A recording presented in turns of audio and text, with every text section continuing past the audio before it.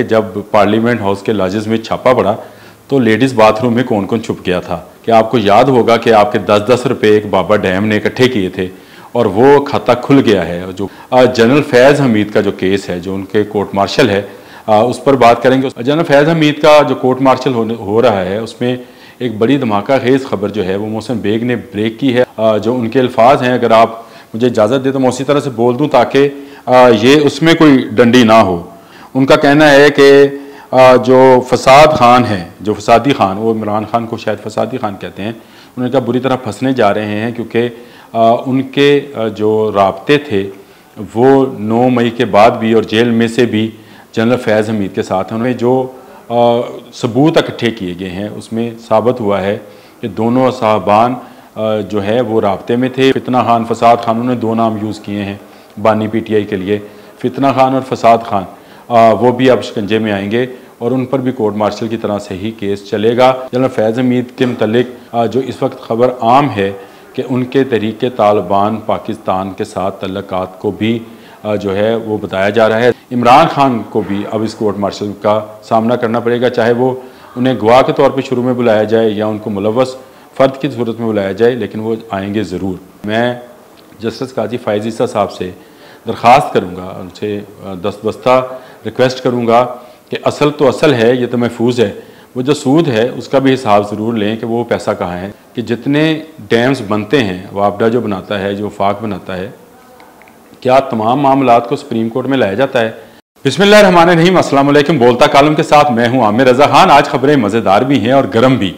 मज़ेदार इसलिए कि आपको ये भी बताना है कि जब पार्लियामेंट हाउस के लॉजेस में छापा पड़ा तो लेडीज़ बाथरूम में कौन कौन छुप गया था, और गर्मा गर्म इसलिए कि आपको याद होगा कि आपके 10-10 रुपए एक बाबा डैम ने इकट्ठे किए थे और वो खाता खुल गया है। जो कहा जाता था कि बाबा डैम ने 4 रुपये डालकर डैम बनवाना था, बाद में वो अपनी बमाहल दरिया टेम्स के किनारे तस्वीरें बनवाता रहा।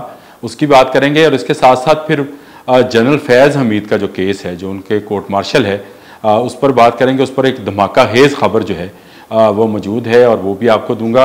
लेकिन सबसे पहले पार्लियामेंट लॉजेस के लेडीज़ बाथरूम में कौन कौन छुपा था, ये ख़बरें तो आ रही हैं कि जब छापा पड़ा तो उस वक्त इधर उधर भाग गए तमाम पार्लियामेंटेरियन, उनके हवारी, उनके गार्ड्स सब भाग भूग गए और छुपते फिरे थे।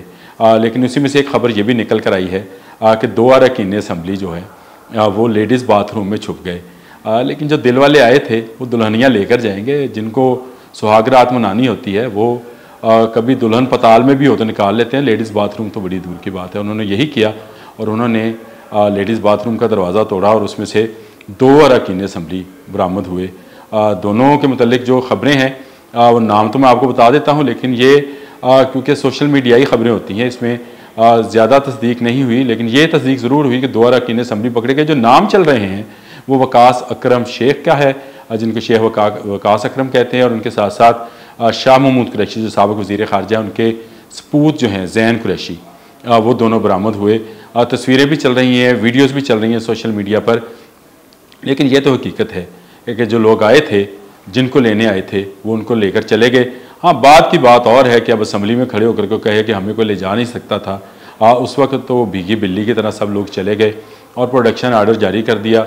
मेहरबानी है कौमी असम्बली वालों की और एयाज सादिक की, जिन्होंने आज इतला भी दिया कि जब साद रफ़ीक का प्रोडक्शन आर्डर जारी हुआ था तो तब अमल दरामद नहीं हुआ था, और उसके बाद राना सनाउल्लाह का प्रोडक्शन आर्डर जारी हुआ, उस पर भी अमल दरामद नहीं हुआ। उन्होंने जतला दिया और ये भी बता दिया कि हमने जो प्रोडक्शन आर्डर जारी किया उसमें सब जो हैं लोग इस वक्त असम्बली में मौजूद हैं। तो ये धमाका है और ये ख़बर जो है ये ज़रा चस्के वाली ख़बर थी कि लेडीज़ बाथरूम में छुपी दुल्हनिया को किस तरह से निकाला गया।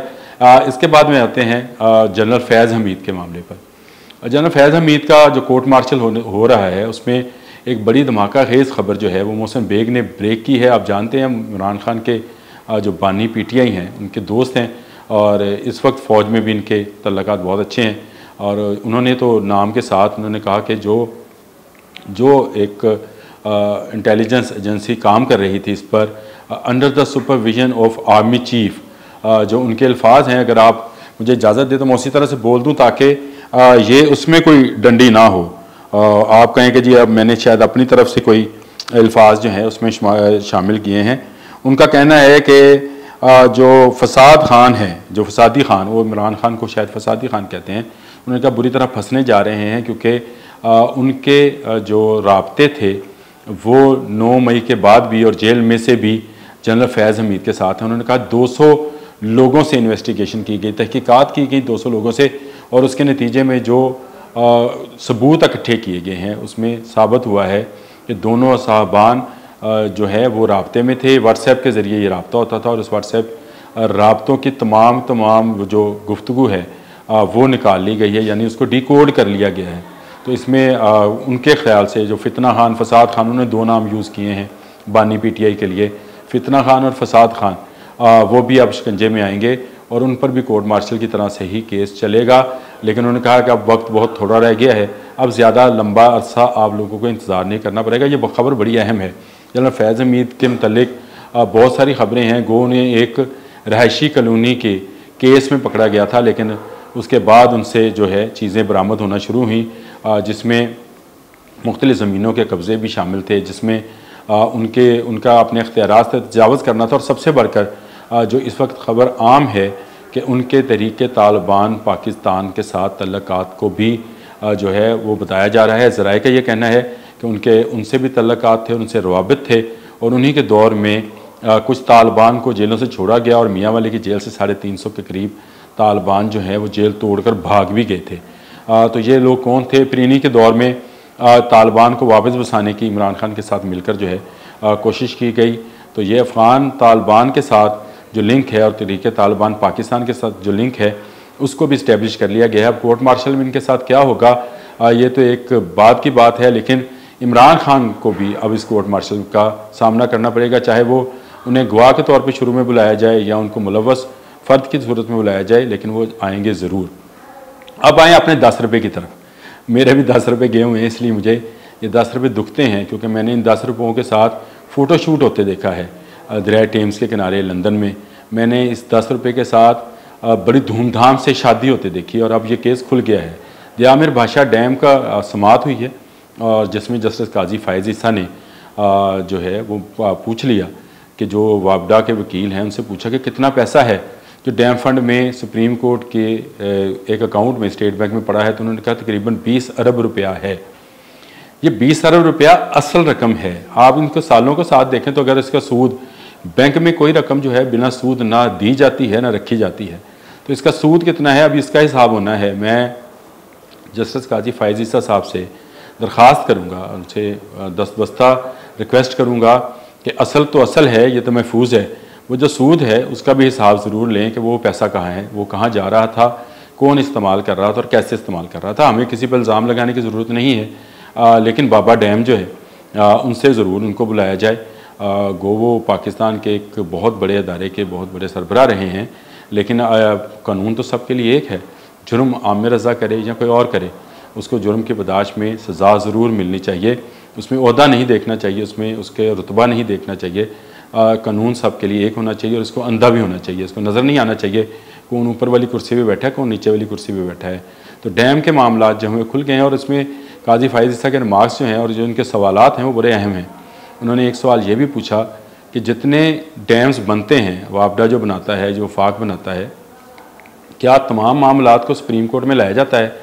जिस पर वापडा के वकील ने एक बड़ी दिलचस्प बात बताई। उन्होंने कहा कि जितने केसेस चल रहे थे हमारे प्राइवेट लोगों के साथ, आपको पता है जब डैम बन रहा होता है तो बहुत सारी ज़मीनें एक्वायर की जाती हैं, बहुत सारे इलाके रकबे लिए जाते हैं, बहुत सारी कंपनीज इन्वॉल्व होती हैं। तो उनके जो केसेस हैं, तो उस वक्त की सुप्रीम कोर्ट ने 2018 की सुप्रीम कोर्ट में, जिसमें जस्टिस साकिब निसार थे, उन्होंने वो तमाम केसेस अपने पास बुला लिए, मुतल्लिका अदालतों में ना जाने दिए। यानी उन्होंने कहा कि जो मुतल्लिका अदालतें हैं वहाँ पर इसके फैसले नहीं होंगे, ये भी सुप्रीम कोर्ट में दे दें। ये आप समझते हैं इस बात को कि जब कोई कोर्ट अपने पास केस बुलाती है तो उसका मकसद क्या होता है? उसका मकसद शायद इंसाफ देना होता है, लेकिन अगर इंसाफ आपको मुतल्लिका कोर्ट से ना मिले तो सुप्रीम कोर्ट, हाई कोर्ट में जाए, हाई कोर्ट से ना मिले तो सुप्रीम कोर्ट में जाए। लेकिन यहाँ मामला ऑर्डर था, सुप्रीम कोर्ट पहले से बुला रही थी तमाम कंपनीज़ को। और आपको वो इस्लामाबाद के प्लाजे वाला केस याद है कि वो जो वकील था वो जज हुआ तो उसने केस अपने पास लगा लिया। तो ये कुछ इस तरह का मामला नज़र आ रहा है। अभी बहुत सारा मामला होना है। वफाक ने भी दरख्वास्त दे दी कि वो जो 20 अरब रुपया है वफाक को जारी किया जाए ताकि उसको डैम फंड में ही लगाया जाए। जिस पर जस्टिस काजी फायज जिस तरह कहा तो हम तो इसकी गारंटी भी लेंगे कि डैम फंड में लगाया जाए, और सुप्रीम कोर्ट के पास तो ये इख्तियार ही नहीं है कि वो पैसा रखे।